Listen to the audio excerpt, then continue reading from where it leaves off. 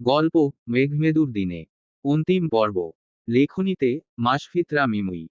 ভাদ্র মাসের তীব্র রোদ পড়েছে বাইরে।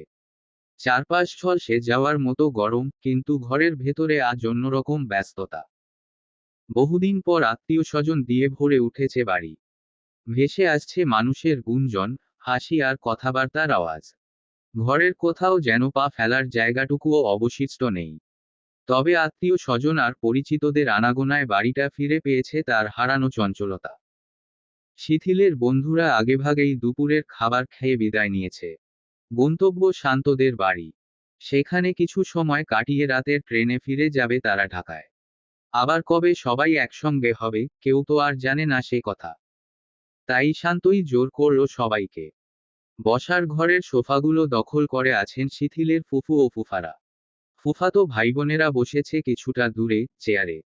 চেয়ারগুলো হারুন চাচা অন্যান্য ঘর থেকে এনে দিয়েছেন তাদের বসার জন্য। বাড়ি জুড়ে মিথিনের সঙ্গে ছোটাছুটি করছে তাদের বাচ্চারা। তাতে যেন আরো কোলাহলপূর্ণ হয়ে উঠেছে পরিবেশ। এমন সময় বড় ফুফু নাসরিনের কণ্ঠস্বর থেকে ঝরে পড়ল অভিযোগ, সেদিন জন্ম নেওয়া ছেলেটাকে হঠাৎ হুম করে বিয়ে দিলি, তাও আবার কাউকে না জানিয়ে। ওর কি সংসারের দায়িত্ব নেওয়ার বয়স হয়েছে? সেসব না হয় আপাতত বাদই দিলাম, অন্তত আমাদের তো জানাতে পারতি।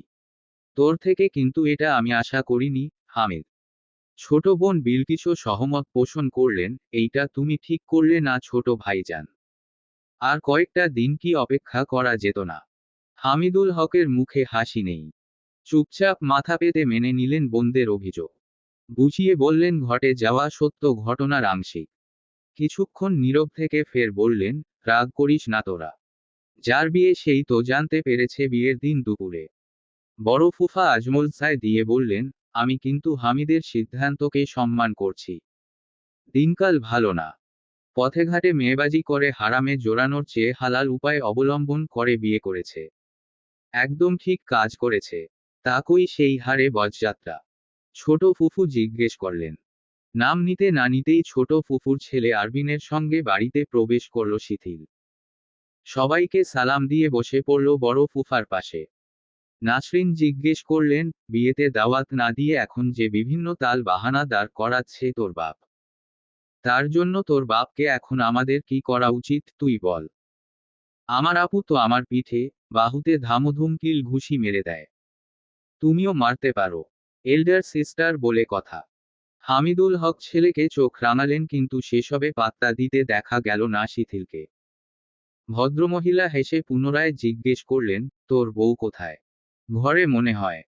বিলকিস মুখ বাঁকিয়ে বললেন, তো এখানে নিয়ে আসছিস না কেন? আমাদের দেখাবি না? ছোট ফুফুর সঙ্গে শিথিলের বয়সের পার্থক্য 14। তাই দুজনের মধ্যকার ফুফু ভাতিজার থেকে শত্রুতার সম্পর্কই একটু বেশি। এর অবশ্য কারণ একটা আছে। ছোটবেলায় বিলকিসকে যেদিন পাত্রপক্ষ দেখতে এসেছিল তার আগের দিন বিকেলেই হাত থেকে কেড়ে নিয়ে শিথিলের চকলেট খেয়ে নেওয়ায় ফুফুর গালে নতুন গজানো দাঁত দিয়ে কামড় মেরেছিল সে।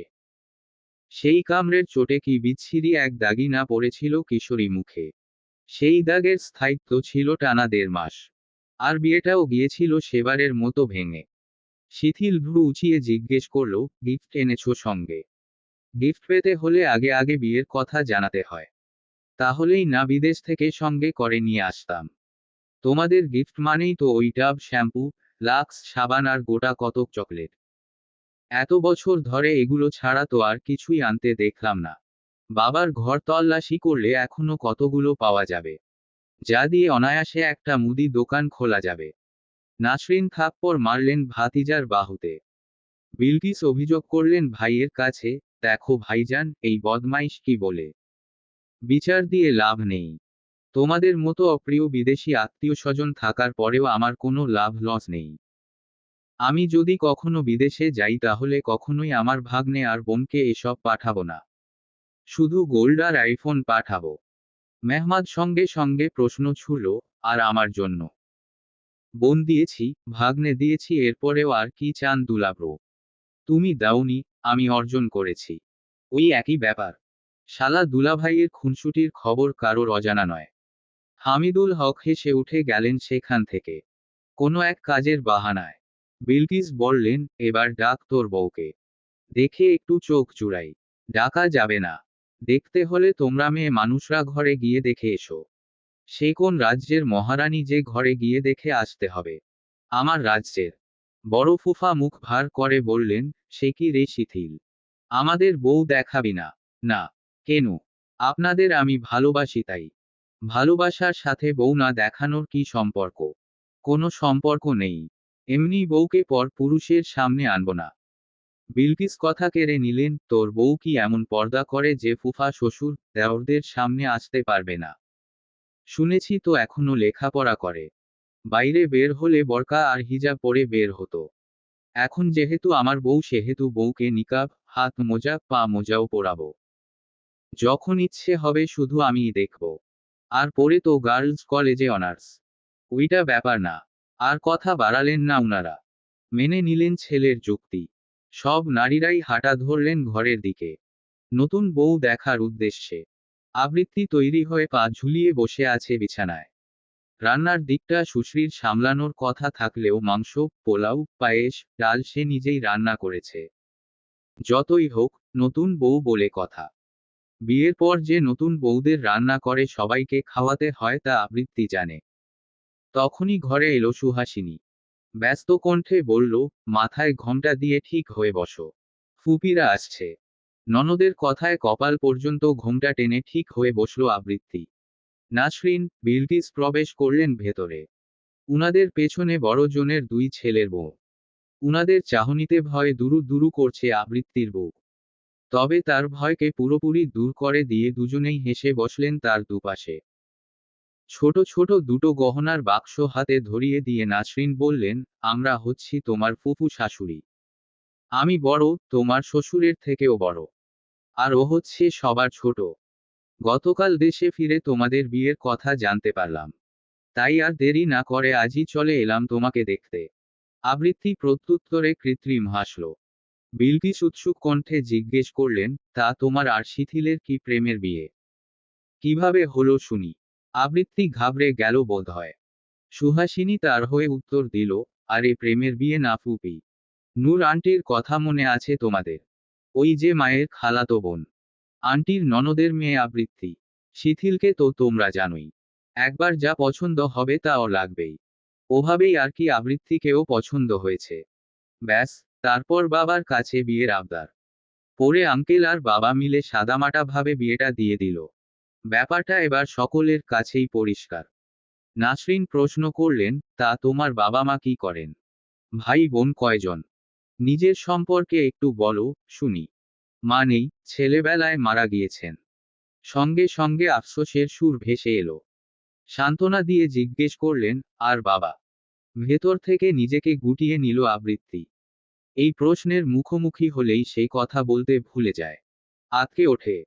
সুহাসিনী বড় বোনের মতো সামলে নিল পরিস্থিতি, আর পাঁচটা বাঙালি পুরুষ যা করে তাই করেছে। সবাই তো আর আমাদের বাবা আর তোমাদের ভাইয়ের মতো নয়, ফুপি। বাদ দাও এসব। মেয়েটা এমনিতেই নতুন পরিবেশে, নতুন মানুষদের দেখে ঘাবড়ে গিয়েছে। ভদ্রমহিলা দুজন মেনে নিলেন সেই কথা। দীর্ঘ জীবন দেশের বাইরে থাকায় উনাদের চিন্তাধারা আর পাঁচটা বাঙালি নারীদের মতো অবশ্য পুরোপুরি এক নয়। মানুষের চেহারা বা অবস্থান নিয়ে কটাক্ষ করতে উনারা জানেন না। কথাবার্তা, পরিচয় পর্ব শেষে সবাই গিয়ে খেতে বসল। শিথিলের কড়া নিষেধাজ্ঞা সত্ত্বেও বিলকিস জোরপূর্বক আবৃত্তিকে নিয়ে গেল সেখানে। খেতে বসে পারিবারিক, রাজনৈতিক, সামাজিক নানা ধরনের আলোচনা চলল। এক ফাঁকে চাপা স্বরে নাসরিন জিজ্ঞেস করলেন, বড় ভাইজানকে আসতে বলিসনি? হামিদ এলো না যে? হারুনের হাত দিয়ে বিয়ের আগের দিন একবার গ্রামে চিঠি পাঠিয়েছিলাম। কিন্তু সেই চিঠির উত্তরও আসেনি, এমনকি বিয়েতেও সে আসেনি। কাল নিজে ফোন করে বলেছিলাম তবুও এলো না। সামান্য সম্পত্তির জন্য যদি ভাইবোনদের সঙ্গে সম্পর্ক ছিন্ন করে দেয় তাহলে আর কি করার আছে? নাসরিন মাথা নাড়ান। মগ্ন হন কোনো এক চিন্তায়। বাপের ঘরে এমন একটা অমানুষ যে কিভাবে হলো?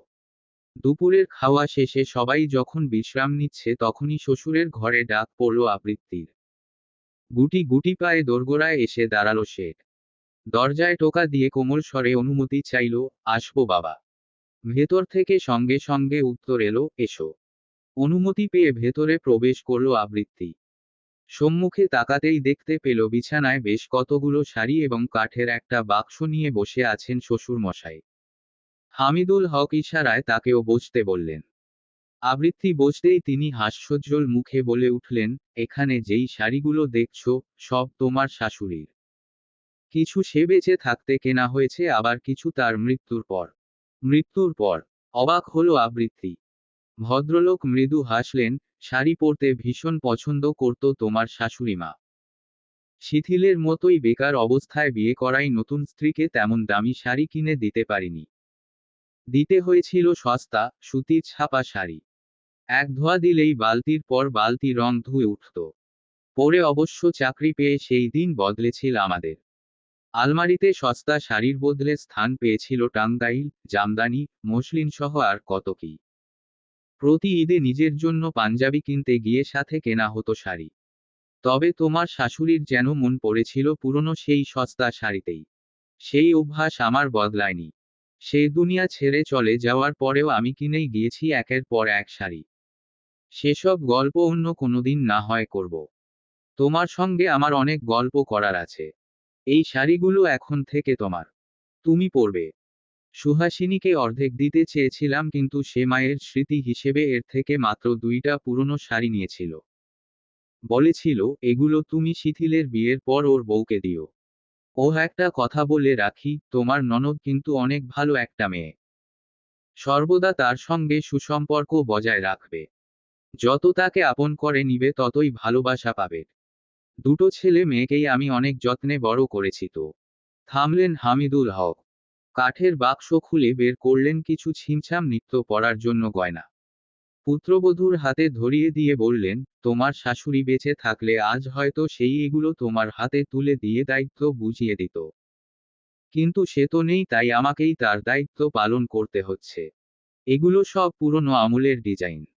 তখনকার সময় এসব ডিজাইনই চলতো। আমি একা পুরুষ মানুষ, তাই এগুলোই পালিশ করে এতদিন আঁকড়ে ধরে রেখেছিলাম। এখন তুমি এসেছো তাই এগুলো সব তোমার। আরও আছে, তবে সেগুলো লকারে। বাড়ি বেশিরভাগ সময় ফাঁকা পড়ে থাকে। কখন চোর ডাকাত ঢুকে পড়ে তার তো কোনো ঠিকঠিকানা নেই। বাড়িতে মানুষের ভিড় কমুক, তখন না হয় এনে দিব। তোমার পছন্দ মতো স্বর্ণাকারের দোকানে গিয়ে ডিজাইন বদলে নিও। বাক্সর দিকে একদৃষ্টিতে তাকিয়ে রইল আবৃত্তি। চোখে জমল অশ্রু। নাক টেনে মিলিয়ে যাওয়া কণ্ঠে বলল, আমার জন্মদাতা পিতাও আমার সঙ্গে হেসে দুটো কথা বলেনি কখনো। পালন করেনি কোনো দায়িত্ব। অথচ বিয়ের পর থেকে আপনি। আপনার হাসি দেখে, কথা শুনে কিছুতেই আপনাকে আমার শ্বশুর বলে মনে হচ্ছে না। মনে হচ্ছে, আপনি আমার বাবা। আমি তো তোমার বাবাই। মনে নেই আজ সকালে বললাম, শ্বশুর হচ্ছে দ্বিতীয় বাবা। তারপর থেকে কতবার বাবা বলে ডাকলে। আবৃত্তি এবার কেঁদেই ফেলল ফুপিয়ে। হামিদুল হক মিছেমিছি ধমকালেন, আহা কাঁদে কেন, মা? চোখ থেকে পানি মোছো। মোছো বলছি। এভাবে কাঁদতে নেই। সে কথা শুনল না আবৃত্তি। তার ভীষণ কান্না পাচ্ছে। সে কাঁদবেই। এত বছর বাদে সে একটা বাবা পেয়েছে। সেই খুশিতেও তো মানুষ একটু কাঁদে নাকি? সুযোগ পেলে আরেকবার নিজের বাবার মুখোমুখি হয়ে এই মানুষটিকে নিয়ে সে দেখিয়ে দিবে, বাবা আসলে কেমন হয়। বাসার ভেতরকার অবস্থা ভীষণ ছিমছাম, নীরব। গতরাতে ঝগড়াঝাটির পর সকাল থেকে স্বামী স্ত্রীর মধ্যে আর কোনো কথাবার্তা নেই। একে অপরকে এড়িয়ে চলছেন তারা। মিশমির থেকে আংশিক ঘটনা শুনে ভয়ে ভয়ে চুপচাপ কাজ করছে মিতা। মোজাম্মেল হোসেন বাড়িতে নেই। সকালের নাস্তা করে সেই যে দোকানে গিয়েছেন, তারপর দুপুরে খেতেও আসেননি। এমনকি বিকেলে এসে ভাত ঘুমও দেননি আজ। মিশমি গিয়েছে কলেজে, শাফিন স্কুল থেকে এসে গোসল সেরে খেয়েদেয়ে ঘুমিয়েছে। তাও নিজে নিজে। মা রেগে থাকলে সে ভদ্র বাচ্চা হয়েই থাকে। মার খাওয়ার ভয়। আর সুশ্রী? সে তো ঘরবন্দি হয়েই বসে আছে। শাহিনুর ঘর থেকে বের হয়ে টেবিলে খেতে বসলেন। মিতাকে জিজ্ঞেস করলেন, সুশ্রী খেয়েছে? না, আপু তো আজ ঘর থেকেই বের হয়নি। সকালে একবার নক করেছিলাম ঘর ঝাড়ু দেওয়ার জন্য, কিন্তু সারা শব্দ করেনি। কথাটা শুনে ললাটে ভাঁজ পড়ল শাহিনুরের। স্বামীর সঙ্গে রাগের জেরে সেই যে রাতে ঘরে গিয়েছিলেন, এরপর আর ছেলেমেয়েদের খবর নেওয়া হয়নি। সকালে মিশমি শাফিনকে স্কুলের জন্য রেডি করে দিয়েছিল। চিন্তায় পড়লেন শাহিনুর। উনার বড় মেয়ে এমন কখনো করে না। কলেজ ক্লাস মিস দেয় না, এমনকি কম খেলেও সময় মতো খায়। অনিয়ম করে না। তাই খাওয়া ছেড়ে উঠে গেলেন তিনি। হাত ধুয়ে এসে দাঁড়ালেন বড় কন্যার ঘরের সামনে। দরজায় বেশ কয়েকবার করাঘাত করে ডাকলেন, সুশ্রী, ঘুমিয়ে আছিস? এই অসময়ে কিসের ঘুম? দরজা খোল। ভেতর থেকে কোনো উত্তর এলো না। এমন করেই কাটল প্রায় মিনিট 10 সময়। চিন্তা বাড়ল শাহিনুরের। এমন কখনো তো মেয়েটা করে না। তার ঘুম মোটেও গাঢ় নয়। তবে চিন্তিত কণ্ঠে শেষবারের মতো বললেন, দরজা খুলবি নাকি তোর বাবাকে ফোন করব? আজিজকে এনে দরজা ভাঙব। কথাটায় কাজ দিল। মিনিট দুয়েক পর খুলে গেল দরজা। ভেতরে রাতের মতো অন্ধকার। সুশ্রীর মাথার চুল থেকে শুরু করে পরনের পোশাকটা পর্যন্ত বিশ্রী রকমের এলোমেলো। চোখের নিচে পড়েছে নির্ঘুম রাতের ছাপ। মেয়ের অবস্থা দেখে ভারী অবাক হলেন শাহিনুর। দ্রুত ঘরে প্রবেশ করে লাইট জ্বালালেন। খুলে দিলেন বন্ধ জানালা। কেমন এক বিদ্ঘুটে গন্ধ ছড়িয়ে আছে চারিদিকে। উনার পরিষ্কার পরিচ্ছন্ন মেয়ের একই দুর্দশা। সন্দেহ ভরা দৃষ্টিতে আগাগোড়া তাকে দেখলেন। সুশ্রীর শরীরে দাঁড়িয়ে থাকার মতো শক্তিটুকুও অবশিষ্ট নেই। দরজা খুলে দিয়ে এসেই সে বসে পড়ল বিছানায়। শাহিনুরের নজর তার দিক থেকে গিয়ে পড়ল মেঝেতে শুকিয়ে যাওয়া ছোপ ছোপ রক্তের দাগের উপর। বুক কেঁপে উঠল উনার। আতঙ্কিত দৃষ্টিতে ভালো করে লক্ষ্য করতেই দেখা মিলল ফর্সা হাতের কবজির উপর বেশ কয়েকটা কাটা দাগের। সেখানেও জমাট বেঁধে আছে রক্ত। বিছানায় রক্তাক্ত ব্লেড। পড়ার টেবিলের বইগুলো এখানে সেখানে ছড়ানো। মাথা ঘুরে উঠল শাহিনুরের। ছুটে গিয়ে মেয়ের পাশে বসে জড়িয়ে নিলেন তাকে। কান্নাজৃত ভারী চিন্তিত কণ্ঠে জিজ্ঞেস করলেন, মা, আমার মা, কি হয়েছে? এই অবস্থা কেন তোর? হাত কাটলো কিভাবে? মাতৃছোঁয়া পেয়ে নিজেকে সামলাতে পারল না সুশ্রী। হো হো করে কেঁদে উঠল।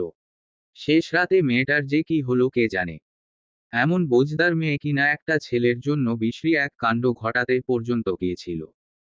মেয়ের কান্নায় সমস্ত শরীর কেঁপে উঠল শাহিনুরের। উনার আদরের বজদার সুন্দর মেয়েটা কাঁদছে। তার রক্ত শুকিয়ে আছে মেঝেতে। এই মেয়েকে শাহিনুর কত ভালোবাসেন। যক্ষের ধন উনার। একে নিয়ে উনার কত স্বপ্ন, কত আশা, ভরসা। এই মেয়ে তো উনার গর্ব।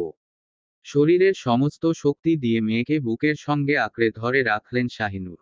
পারলে যেন ভেতরেই ঢুকিয়ে ফেলতেন। কি করবেন না করবেন কিছুই যেন বুঝতে পারছেন না। স্বামীকে ফোন করে সবটা জানাবেন, নাকি হাসপাতালে নিয়ে যাবেন। সারা শরীরে হাত বুলাতে বুলাতে অস্থির কণ্ঠ বললেন, আমার মায়ের কি হয়েছে? বল আম্মুকে। কেউ কিছু বলেছে? কিছু করেছে? কি করেছে শুধু বল একবার। জানে মেরে ফেলবো। কেউ ছুঁয়েছে? শেষ কথাটা বলতে গিয়ে কণ্ঠনালী কাঁপল উনার। মেয়ের মা হওয়া যে অত সহজ নয়। সারাক্ষণ মাথায় আজেবাজে চিন্তা ঘুরতে থাকে। মায়ের হাহাকারে কান্নার বেগ বাড়ল সুশ্রীর। এই সময়ে এমন বিশ্বস্ত হাত আর বুকের যেন ভীষণ প্রয়োজন ছিল তার। মায়ের ছটফটানি দেখে নাক টেনে ভাঙা গলায় বলল, আমার কষ্ট হচ্ছে, আম্মু। খুব কষ্ট হচ্ছে। মাথা ব্যথা করছে। এখন আমি কি করব, আম্মু? কি করুন সেই সুর। কিছুটা নিশ্চিন্ত হলেন শাহিনুর। নিজের চিন্তায় নিজেই লজ্জিত হলেন। কে কি করবে? মেয়ে তো গতকাল বিকেল থেকেই ঘরের। তাহলে কি হয়েছে তার? প্রশ্ন করতে গিয়েও করলেন না শাহিনুর। নিজ চেষ্টায় কিছু বুঝতেও পারলেন না। দুজনার মনের দূরত্ব যে সহস্র মাইলের চেয়েও বেশি। অজস্র চুমু খেলেন মেয়েকে। ছেড়ে দিয়ে উদ্ভ্রান্তের মতো সারা ঘর খুঁজে বের করলেন ফার্স্ট এইড বক্স। ক্ষত স্থান পরিষ্কার করে ওষুধ লাগিয়ে ব্যান্ডেজ করে দিলেন। মিতাকে ডাকতে গিয়েও ডাকলেন না। তিনি চান না উনার পবিত্র, নিষ্পাপ মেয়েকে কেউ এমন রূপে দেখুক। পুরো ঘরটা ঝড়ের গতিতে যতটুকু সম্ভব গুছিয়ে ফেললেন। আবার এসে বসলেন মেয়ের পাশে। সারা শরীর বরফের মতো জমে আছে। কিছু বলতে গিয়েও বললেন না। খানিক সময় ভেবে কণ্ঠে নমনীয়তা ঢেলে বললেন, মাথা ব্যথা করছে। আয় শ্যাম্পু করে গোসল করিয়ে দেই। হালকা লাগবে। করব না, আম্মু। তুমি যাও। শাহিনুর শুনলেন না সে কথা। ছোটবেলায় অসুস্থ হলেই কান্নাকাটি করত এই মেয়ে। তখন জোর করে ওকে গোসল করিয়ে খাইয়ে দিতেন তিনি। বুকে নিয়ে ঘুম পাড়াতেন। এরপর সব অসুখ বা বলে পালাতো। আজকেও তাই করার সিদ্ধান্ত নিলেন। টেনে নিয়ে গেলেন বাথরুমে। জোর করেই আহ্লাদি কথায় ভুলিয়ে গোসল করালেন। তোয়ালে দিয়ে মাথা মুছিয়ে তারপর হেয়ার ড্রায়ার দিয়ে শুকালেন চুল। পায়ে পা উল্টে বারবার পড়ে যেতে গেলেই তাকে ধরে নিচ্ছেন শাহিনুর। যেন ফিরে গিয়েছেন সেই ছোটবেলায়। যতই হোক, মা তো মানুষ হিসেবে যেমনই হন, মা হিসেবে তিনি আদর্শ, কোমলমতি। মিতাকে চেঁচিয়ে ডাকতেই মিতা এসে হাজির হলো। শাহিনুর সুশ্রীকে নিয়ে ঘর থেকে বের হতে হতে বলে গেলেন, ও অসুস্থ। ঘরটা তুই ভালো করে গুছিয়ে দেখ। গোছানো শেষ হলে পারফিউম স্প্রে করে দিবি, বিচ্ছিরি গন্ধটা যেন দূর হয়। মিতা মাথা নেড়ে নেমে পড়ল কাজে। শাহিনুর মেয়েকে ধরে নিয়ে এলেন নিজের ঘরে। বিছানায় বসিয়ে নিয়ে এলেন গরুর মাংস আর সাথে বেশ কয়েকটা ভাজা মরিচ দিয়ে ঝাল ঝাল করে ভাত মাখিয়ে। মুখের মধ্যে জোর করেই ঠেসে দিয়ে বললেন, কি হয়েছে জিজ্ঞেস করব না। যদি মনে হয় আম্মুকে বলা যাবে না তাহলে বলতে হবে না। কিন্তু এভাবে নিজেকে কষ্ট দিতে নেই, মা। তোমার আব্বু আম্মু তোমাকে কত ভালোবাসে বলো। তোমার ছোট ছোট দুই ভাইবোন তোমাকে একটু না দেখলে অস্থির হয়ে যায়। তোমার নানু সারাক্ষণ তোমার নামে ওর কাছে সুনাম করে।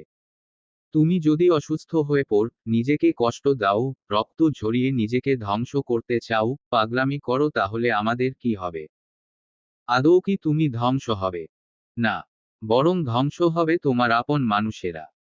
তোমার মতো মিষ্টি একটা মেয়ে কেন যে এমন করেছে বা করছে তা আমি জানি না। তবে মনে রাখবে, আমরাই তোমার আপনজন। তোমার সব পরিস্থিতিতে আমরা তোমার পাশে আছি। আর কখনো এমন করো না, আম্মু। মনে দুঃখ পুষে রেখো না। সহ্য ক্ষমতা হারালে এসে জড়িয়ে ধরে, না হয় একটু কেঁদে মন হালকা করো। আমায় না বলতে পারলে আল্লাহকে বলো। তবুও তুমি কষ্ট পেও না। তোমার কষ্ট দেখলে আমাদেরও ভীষণ কষ্ট হয়। শাহিনুরও কান্নায় ভেঙে পড়লেন। সুশ্রী চমকালো। তার কান্না থেমে গিয়েছে। এমন করে তো কখনো সে ভেবে দেখেনি। বরং ভেবেছে শুধু নিজের একপাক্ষিক প্রেম, ভালোবাসার কথা। আম্মুকে সে আবার জড়িয়ে ধরল শক্ত করে। সারা জীবন শুধু জেনে এসেছে বাবাই তাকে বেশি ভালোবাসে। অথচ আজ, এই মুহূর্তে, যখন তার হুঁশ ফিরবে, যখন ধোঁয়াশা কাটিয়ে ফিরে আসবে বাস্তব জীবনে, তখন হয়তো নিজের করা অবুঝপনার জন্য ভীষণ আফসোস করবে সুশ্রী। মরীচিকার পেছনে ছুটে সে নিজের ক্ষতি করতে চেয়েছিল। ধ্বংসের দ্বারপ্রান্তে পৌঁছে দিচ্ছিল নিজের সুন্দর, সুস্থ পরিবারকে। আফসোস তো তাকে করতেই হবে। রান্নাঘরের জানালায় চোখ রাখলেই দেখা যায় বড় বড় দালানের বদলে দিগন্তের বুকে মাথা তুলে দাঁড়িয়ে থাকা সবুজ সবুজ গাছগাছালি। কান পাতলেই শোনা যায় পাখির কলকাকলি আর এক মধুর সকাল সঙ্গীত। আবৃত্তি সকালের নাস্তা তৈরির কাজে ব্যস্ত। আত্মীয় স্বজনরা না থাকায় পুরো রান্নাঘর আজ তার দখলে। বাড়িতে মানুষ বলতে মোটে তারা 4 জন। গতকালও যে বাড়িটাই আত্মীয় স্বজন, পরিচিতদের আনাগোনায় সরগরম ছিল, আজ সেখানে নেমে এসেছে একরকম নির্জনতা। যে যেভাবে এসেছিল ঠিক সেভাবেই ফিরে গিয়েছে নিজেদের আপন ঠিকানায়। শিথিলের ফুফুদের পরিবার গতকাল দুপুরে ভোজনের পর বিশ্রাম শেষে বিদায় নিয়েছেন। সুহাসিনী আর মেহমাদ ছেলেকে নিয়ে ফিরেছে বিকেলে। যাওয়ার আগে অবশ্য সদ্য বিবাহিত জীবনের নানা দায়দায়িত্ব নিয়ে ভাই বউকে বেশ কিছু পরামর্শও দিয়ে গিয়েছে সে। শুরুতে আবৃত্তির মনে চাপা আতঙ্ক বিরাজ করছিল। শিথিলের আত্মীয়রাও যদি নিকটীয় মানুষগুলোর মতোই তার রূপ, তার সীমাবদ্ধতা নিয়ে কুৎসিত মন্তব্য করে। তবে তার সেই ভয়টা যেন চিরস্থায়ী হলো না। সব ভয় কাটিয়ে দিয়ে খুব সহজভাবেই তাকে গ্রহণ করে নিয়েছে সকলে। বিশেষ করে শিথিলের ফুফুদের সুন্দর ও স্বাভাবিক কথোপকথনে অনেকটা স্বাভাবিক হয়ে উঠেছে সে। সকালে বেশি কিছু রান্না করল না আবৃত্তি। গতকালের খাবার বেঁচে গিয়েছে। তাই ফ্রিজ থেকে রান্না করা মাংস বের করে গরম করে আটার রুটি বানালো শুধু। হামিদুল হক তখন জানালার ধারে নির্দিষ্ট চেয়ারটিতে বসে কিছুক্ষণ আগে হাতে পাওয়া পত্রিকাটা পড়ছেন। আবৃত্তি টেবিলে খাবার পরিবেশন করল। মিহিস্বরে ডাকলো, খেতে আসুন, বাবা। হামিদুল হক পত্রিকা থেকে চোখ না তুলেই মুচকি হেসে জবাব দিলেন, আসছি। আরেক কাপ চা খাবেন? এখন দিব, নাকি খাওয়ার পর? খাওয়ার পরেই দিও। এবার তার নজর গেল শিথিলের দিকে। টিভি ছেড়ে রিমোট হাতে বসে আছে ছেলেটা। স্ত্রীর কথা শ্রবণালী পর্যন্ত পৌঁছেছে বলে মনে হলো না। দৃষ্টি টিভিতে থাকলেও মনোযোগ অন্য কোথাও। মাত্র কয়েকদিনের ব্যবধানে তার জীবনটা বদলে গেল। ইতি ঘটল ব্যাচেলর ছন্নছাড়া জীবনের। শোবার ঘরের আলমারি, ড্রেসিং টেবিলে স্থান পেল মেয়েলি সব জিনিসপত্রের। এসব দেখে সে ভীষণ অবাক হচ্ছে, নিজেকে বিবাহিত ভাবলেই গায়ে কাঁটা দিয়ে উঠছে। আবৃত্তি মাথার ঘোমটা কপাল পর্যন্ত টানল। ইদানিং অল্পতেই লজ্জায় লাল হয়ে যাচ্ছে সে। গলা চড়িয়ে জিজ্ঞেস করল, তোমাকেও চা দিব? শিথিল নড়ে উঠল শিথিল। বিস্ফোরিত নেত্রে তাকালো। তবধা খেয়ে গেল যেন। হামিদুল হক টেবিলে গিয়ে বসেছেন। প্রত্যুত্তর না করাই ধমকালেন ছেলেকে, কি রে বৌমা কিছু জিজ্ঞেস করছে, উত্তর দিচ্ছিস না কেন? বাবার কথায় ইচ্ছাক লজ্জা ঘিরে ধরল তাকে। হঠাৎ মেয়েটির এমন সম্বোধনে অবাক হল। বাবার সামনে এমন পরিস্থিতিতে পড়ে অস্বস্তিতে ঘেমে উঠল শরীর। বিয়ে যতটা না সহজ ছিল তার থেকেও কঠিন ব্যাপার হচ্ছে সিঙ্গেল বাবার সামনে বউ নিয়ে সংসার করা। উফ, কি লজ্জাজনক। আমতা আমতা করে বলল, না থাক, খাবার বেড়েছি, পরে খাবো বলতে গিয়েও থেমে গেল শিথিল। ইচ্ছে করল ছুটে চলে যেতে, কিন্তু বাবার ভয়ে গেল না। চুপচাপ খেতে বসল। মেয়েদের মতো এত কেন লজ্জা লাগছে তার, ভেবে পাচ্ছে না কিছুতেই। আবৃত্তি দুজনের বাড়িতেই আরেক চামচ মাংসের ঝোল তুলে দিল। হামিদুল হক প্রশংসার সুরে বললেন, বহুদিন পর গোল গোল রুটি খাচ্ছি। হারুনের তৈরি রুটি তো একেবারে নেপালের মানচিত্র, কখনো আগুনে পোড়া আবার কখনো নুনে পোড়া। সামান্য প্রশংসাতেও আবৃত্তির মুখে হাসি ফুটে উঠল। তার জীবনে কখনোই সে প্রশংসা শোনেনি, বরং প্রতি পদে পদে শুনে এসেছে নিজের দোষ ত্রুটি। খেতে খেতে ছেলের উদ্দেশ্যে হামিদুল হক বললেন, হারুনকে নিয়ে আজ আমি একটু গ্রামে যাব। তোর ফুফু, ফুফারাও উকিল সমেত উপস্থিত থাকবে সেখানে। ফিরতে ফিরতে রাত হতে পারে, আমি সঙ্গে যাব। তুমি একা একা সামলাতে পারবে? তমাল, ইরফানরা যেই হিংস্র, তুই গেলে বাড়ি খালি পড়ে থাকবে। বৌমা কি একা থাকবে নাকি? তোর ফুফাতো ভাইরাও থাকবে ওখানে, তাই চিন্তা করার প্রয়োজন নেই। পরের বার তোকে নিয়ে যাব। আর হ্যাঁ, একদম বাড়ি থেকে বের হয়ে টোটো করে ঘুরবি না। আর চোখে আবৃত্তির দিকে তাকিয়ে মাথা নাড়ে শিথিল। কয়েক সেকেন্ড সময় নিয়ে বলল, আমরা কাল ঢাকা ফিরে যাচ্ছি। সে কি কাল? হ্যাঁ, এতদিন লেখাপড়া থেকে দূরে থাকলে ক্ষতি হবে। থাকবি কোথায়? সেই বন্দোবস্ত করেছিস? আমি তো আরো তোর বন্ধুদের বললাম, যাতে সুন্দর একটা ভাড়া বাসা খুঁজে দেয়। ওদের কথা বাদ দাও, যেভাবে এতদিন ছিলাম এখনো সেভাবেই থাকবো। আবৃত্তি ওর হোস্টেলে থাকবে। সুবিধামতো বাসা খুঁজে পরের মাসে না হয় সেখানে উঠে যাব। হামিদুল হক সে কথায় সায় জানালেন। খাওয়ার পর্ব শেষ হতেই শিথিল কেটে পড়ল। হারুন চাচা বাড়ি ফিরলেন সকাল 9:30টার দিকে। শিথিলের মতো উনিও টোটো কোম্পানির সদস্য। সুযোগ পেলেই খাওয়া দাওয়া আর সময় ভুলে যেখানে সেখানে চলে যান। উনি আসতেই হামিদুল হক তৈরি হয়ে উনাকে সঙ্গে নিয়ে রওনা দিলেন পৈতৃক নিবাসের উদ্দেশ্যে। ছায়াবিথি থেকে উনার গ্রামের বাড়ির দূরত্ব তেমন বেশি নয়, ওই তো মাত্র আধ ঘন্টার পথ। দুতলার বাড়িটা এখন পুরোপুরি নিস্তব্ধ। 4 জনের বদলে এখন সদস্য সংখ্যা মাত্র 2 জন। গত রাত পর্যন্ত উত্তপ্ত গরম থাকলেও ভোর থেকে শুরু হয়েছে মেঘের তর্জন গর্জন। শিথিল সেই যে ঘরে ঢুকেছে আর বের হয়নি। দুপুরের জন্য ভাত রান্না করে ঘামে ভেজা দেহ নিয়ে ঘরে এলো আবৃত্তি। সামনে তাকাতেই নজরবন্দি হলো ঘুমন্ত পুরুষটিকে। শব্দহীন পায়ে সে এগিয়ে এসে মেঝেতে হাঁটু গেড়ে বসে হাত দুটো রাখল বিছানার উপর। ঘুমন্ত শিথিলকে পূর্বে কখনো দেখা হয়নি তার। ঘুমালে ছেলেটাকে ভীষণ নিষ্পাপ লাগে, মনে হয় যেন অবুঝ এক শিশু। অথচ জেগে উঠলেই শুরু হয়ে যায় তার দৌড়ঝাঁপ। কথা শুনলে মনে হয় মহাজ্ঞানী এবং পরিপক্ক। শুনতাই ইচ্ছে করে বারবার। এক ধ্যানে বেশ কিছুক্ষণ তাকিয়ে থেকে মুচকি হাসল আবৃত্তি। এই ছেলেটাই তার স্বামী। অবশেষে তার জীবনে মিলল ভালোবাসার দেখা এবং প্রাপ্তি। তারও তবে সংসার হলো।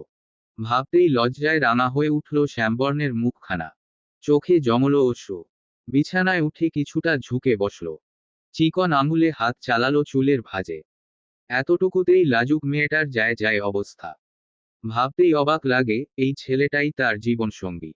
এর সঙ্গেই পাড়ি দিতে হবে বাকিটা পথ। অথচ আবৃত্তি এমন কাউকে কি কখনো আশা করেছিল? করেনি। সকলের থেকে শুনে এসেছে, মেয়েকে বিয়ে করবে কে? না আছে রূপ আর না আছে পরিবার। এসব শুনতে শুনতে ভাবার ফুরসতই তো পায়নি। শিথিল যেন তার জীবনে রবের দেওয়া এতদিন সহ্য করে আসা দুঃখর উপরই পাওনা উপহার। ঘুমটা ভেঙে গেল শিথিলের। আচমকা চোখ মেলে তাকালো। ঘুম জড়ানো কণ্ঠে ডাকলো, আবৃত্তি। ধ্যান ভাঙল আবৃত্তির। ঘাবড়ে গিয়ে সরে যেতে চাইল, কিন্তু পারল না। হাতের কবজি টেনে ধরে তাকে আটকে দিল শিথিল। উঠে বসল। বলল, বিয়ের আগেও পালাই পালাই করেছো, বিয়ের পর থেকেও পালাই পালাই করছো। সমস্যা কি? ভূত নাকি রাক্ষস আমি? খেয়ে ফেলবো তোমায়। কোথায় যাবে পালিয়ে? কোথায় পালিয়েছে? জহরের আজান দিয়েছে, তাই ডাকতে এসেছিলাম গোসলের জন্য। তো ডাকুনি কেন? ঘুমাচ্ছিলে। থম মেরে কিছুক্ষণ বসে রইল শিথিল। মেয়েলি হাতটা এখনো তার হাতের মুঠোয়। মৃদু হেসে কৌতুক করে বলল, সকাল থেকে মিষ্টি করে ডাকছো, ব্যাপার কি? ভালোবাসার রস তো এখনো পুরোপুরি খাইয়েছি বলে মনে পড়ছে না। এই সামান্য কথাতেও আবৃত্তির কান যেন গরম হয়ে উঠল। মাথা নিচু করে বলল, আপু বলেছে। কি বলেছে? স্বামীকে নাম ধরে তুমি করে সম্বোধন করতে। আচ্ছা। হু। কোন আপু? মিথিনের আম্মু। আর কিছু বলেনি? বলেছে, স্বামীর কথা শুনতে। দারুণ তো। ছাড়ো এবার। কেন? যাবে কোথায়? গোসল করতে। একা একা? তো কি তোমাকে সঙ্গে নিয়ে? চাইলে নিতে পারো। আসবো। চোখ রাঙালো আবৃত্তি। শিথিল হাত ছেড়ে দিয়ে হেসে বলল, আচ্ছা, যাও। ছাড়া পেতেই দ্রুত বসা থেকে উঠে আলমারি থেকে কাপড় নিয়ে বাথরুমে চলে গেল আবৃত্তি। শিথিল চেয়ে চেয়ে সে সব দেখল। স্বামী স্ত্রী দুজনেই লজ্জায় রাঙা হয়ে উঠলে সংসার চলবে কি করে? নিজের পোশাক নিয়ে সেও চলে গেল গোসল করতে। বাবার ঘরের বাথরুমে। তার গোসল অবশ্য আবৃত্তির আগেই হয়ে গেল। তৈরি হয়ে হাত ছেড়ে ডেকে বলল, আমি নামাজে যাচ্ছি। দরজা বাইরে থেকে লক করে যাচ্ছি। উত্তরের অপেক্ষা না করে এরপর দ্রুত চলে গেল সে। এক জীবনে মানুষ কি আর সব পায়? কেউ পরিবার, শৈশব হারিয়ে আগলে রাখার মতো ভালোবাসার একটা মানুষ পায়, আবার কেউ বা সুন্দর সাজানো গোছানো একটা পরিবার, আনন্দময় শৈশব পেয়ে হারায় ভালোবাসা, প্রিয় মানুষ। তবে না পেলেও কি মানুষ ভুলতে পারে সেই প্রিয় মানুষটিকে? হয়তো পারে না। তাই তো কাজী নজরুল ইসলাম উনার কবিতায় বলে গিয়েছেন, এ কি অসীম পিয়াসা, শত জনম গেল তবু মিটিল না। তোমারে পাওয়ার আশা, সাগার চাহিয়া চাঁদে চির জনম কাঁদে। তেমনি যত নাহি পায় তোমা পানে থায়। অসীম ভালোবাসা। তোমারে যে চাহিয়াছে ভুলে একদিন, সেই জানে তোমারে ভোলা কি কঠিন। তোমার স্মৃতি তার মরণের সাথী হয়। মেটে না প্রেমের পিয়াসা। সুশ্রী সে সব মেনে নিয়েছে। মনের দুঃখ মনে লুকিয়ে শিখেছে সকলের সামনে প্রাণ খুলে হাসতে। জীবন তো এভাবেই চলে, চলতে চলতে কোথায় গিয়ে যে পৌঁছায়। মানুষ যৎকাল বাঁচে তৎকাল নতুন নতুন সময়, পরিবেশ, পরিস্থিতির সম্মুখীন হয়। তাকে ঘিরে নিত্য নতুন গল্প রচিত হয়। উপন্যাস তো শুধুই তার শেষকল গল্পের কিছু অংশ তুলে ধরার একটি মাধ্যম মাত্র। সুযোগ পেলেই জামাতে গিয়ে নামাজ আদায় করে শিথিল। দুপুরের খাবার খেয়ে ঘরে বসে আবৃত্তির সঙ্গে হালকা হতে জম্পেশ আড্ডা দিয়ে এরপর আছরের নামাজের জন্য আবারও বের হলো সে। বলে গিয়েছে একেবারে মাগরিব পড়ে তারপর ফিরবে। বাবা আজ রাতে আর বাড়ি ফিরবেন না। ফোন করে বলেছেন, বড় ফুফুর বাড়িতে থাকবেন। আবৃত্তি নামাজ আদায় করে নিজের জন্য চুলায় চা বসিয়ে পুরো বাড়ি চক্কর দিল। এরপর চায়ের কাপ হাতে চলে এলো শোবার ঘরে।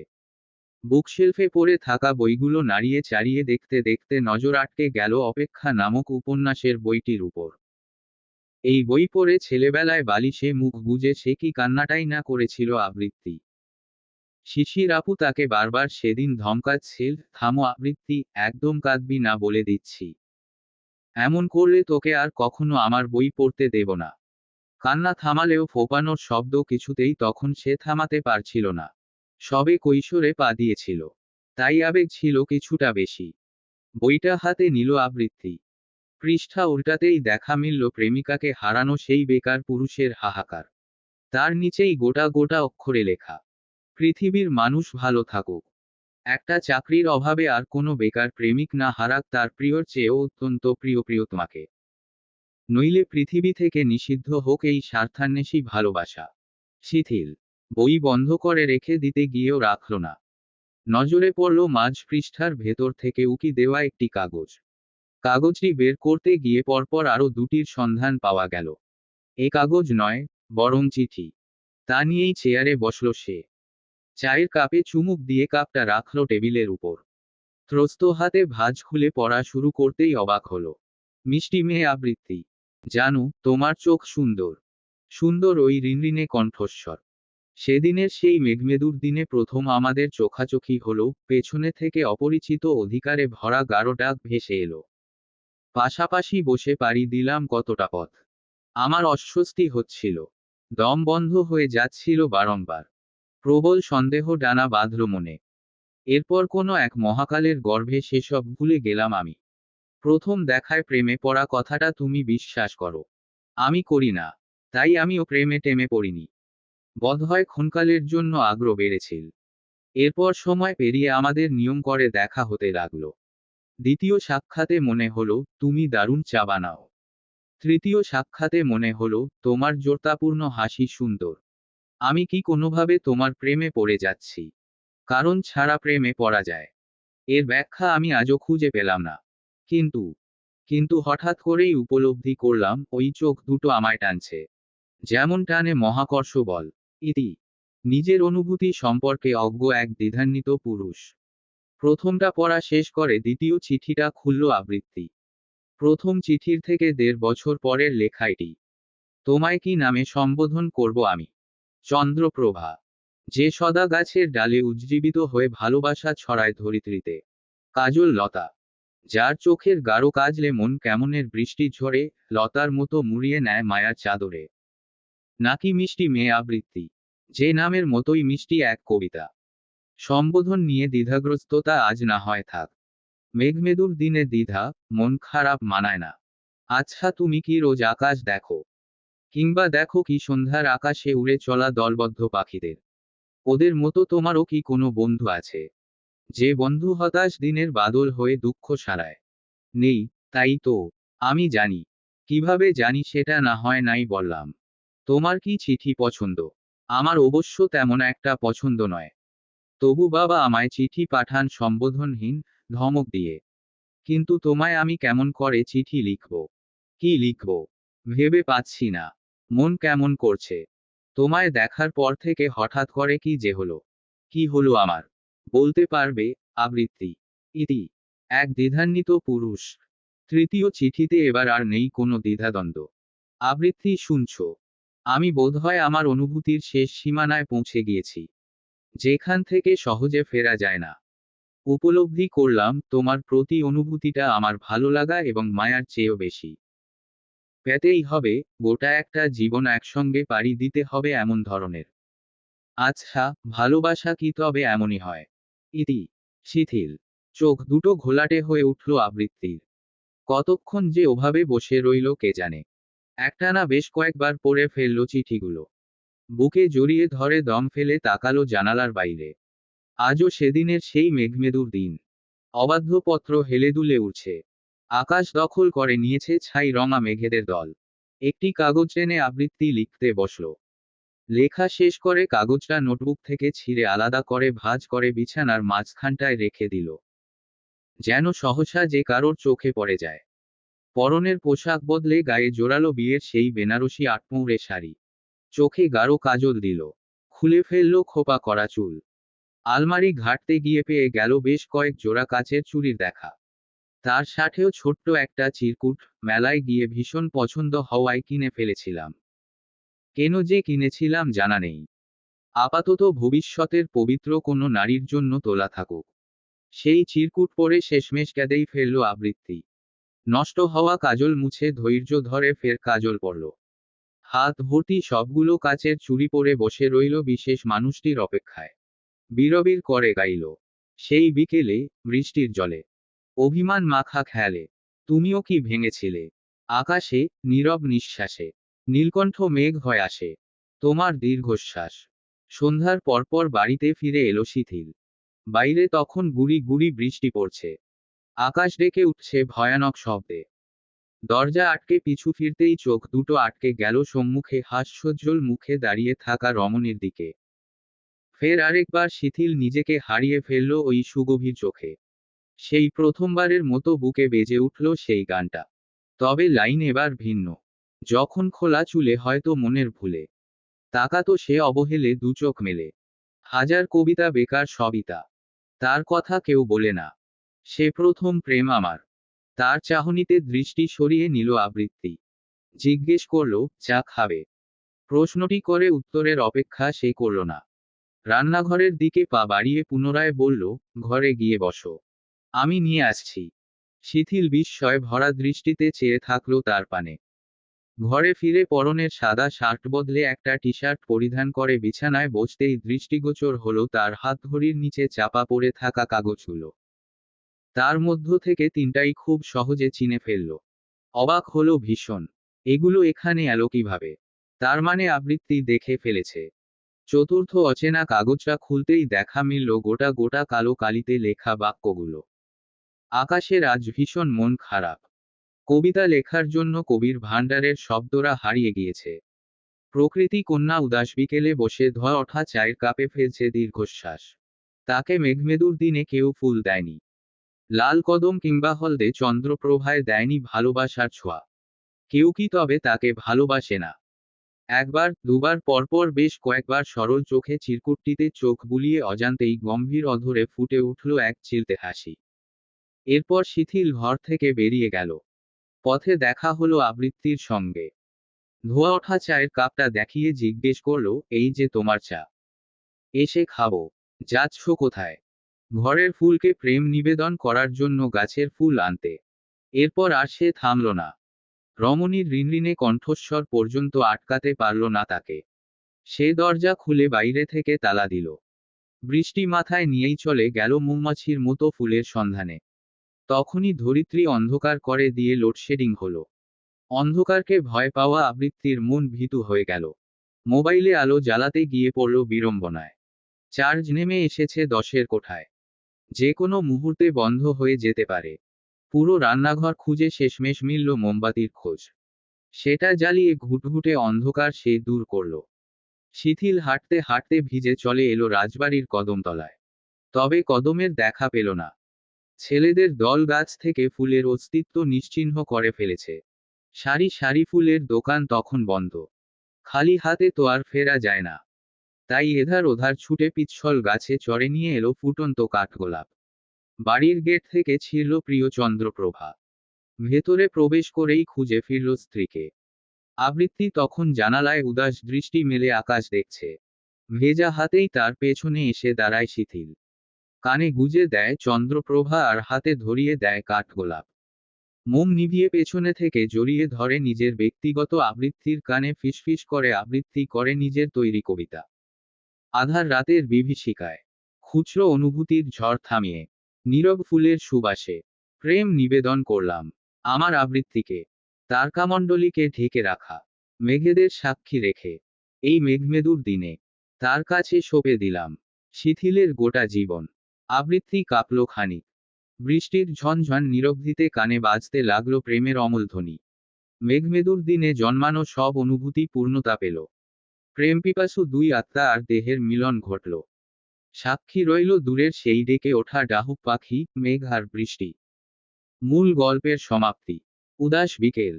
পেজা তুলোর মতো মেঘমালারা দল বেঁধে ছুটে চলছে আকাশে। বুয়েট ক্যাম্পাসে সবুজ ঘাসের উপর গোল হয়ে বসে আছে বন্ধুদের দল। আজ বহুদিন পর এক হয়েছে তারা। গিটারের টুংটাং শব্দে আড্ডায় প্রাণ ফিরে এসেছে যেন। দূরের গাছে বর্ষার জলে ভেজা রক্তিম কৃষ্ণচূড়া খেলা করছে। গাছের নিচে পড়ে আছে ছোট্ট এক টুনটুনি ছানার মৃতদেহ। সকলে গলা ছেড়ে গাইছে অনিকেত প্রান্তর। তবু এই দেয়ালের শরীরে যত ছেঁড়া রং, ধুয়ে যাওয়া মানুষ, পেশাদার প্রতিহিংসা তোমার চেতনার যত উদ্ভাসিত আলো রং।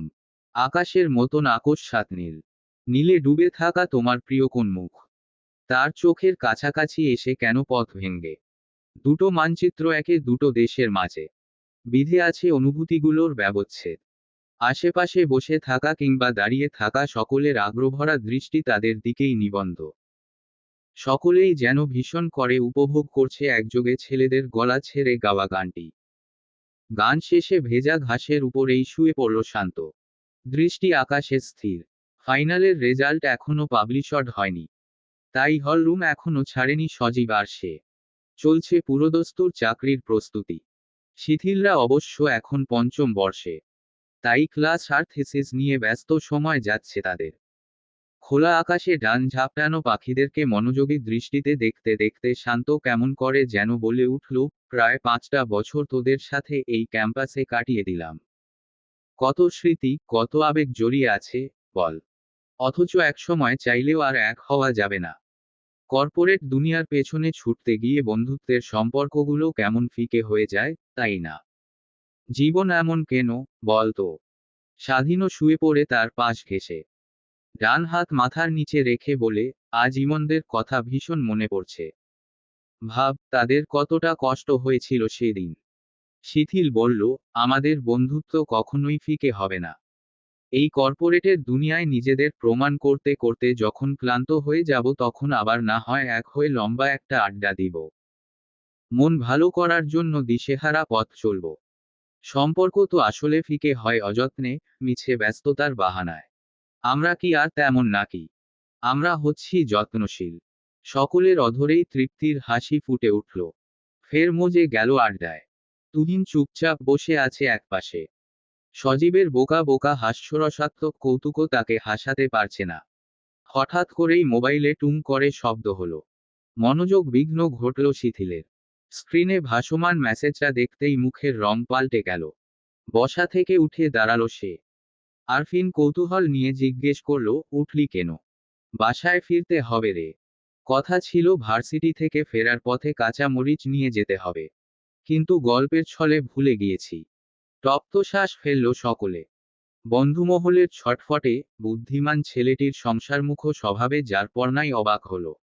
স্বাধীন নাক মুখ কুঁচকে বলল, এর হাবভাব দেখে আমি শুধু অবাক হচ্ছি। বিয়ে আর বউ কি একটা জিনিস রে ভাই? স্ট্রেট ফরওয়ার্ড ছেলেদেরকেও কিনা কেমন সংসারী বানিয়ে দেয় ভাব। শিথিল তাদের কথায় পাত্তা দিল না। যাওয়ার জন্য পা বাড়ালো সামনে। বলল, তোরা শুধু ভাবতেই থাক। অন্যেরটা নিয়ে ভাবতে ভাবতেই তোদের দিন যাক। আর আমি শুধু বউ নিয়ে সুখের জীবন কাটাই। নিজের কথা শেষ করে প্রস্থান করল শিথিল। সজীব ভ্রু কুঁচকে বলল, আমরা সিঙ্গেল বলে কি শালা আমাদের খোঁচা দিয়ে গেল? শান্ত দীর্ঘশ্বাস ফেলল, তাই তো মনে হচ্ছে। স্বাধীন মুখ বাঁকিয়ে বলল, আজকেই বাড়ি ফিরে আম্মার সঙ্গে কথা বলবো। অনেক হয়েছে, আর নয়। এবার মামাতো বোনকে বউ বানিয়েই ছাড়ব। তারপর নাক উঁচু বিবাহিত বন্ধুর থোতা মুখ ভতা করে দিব। তুহিনও উঠে দাঁড়ালো।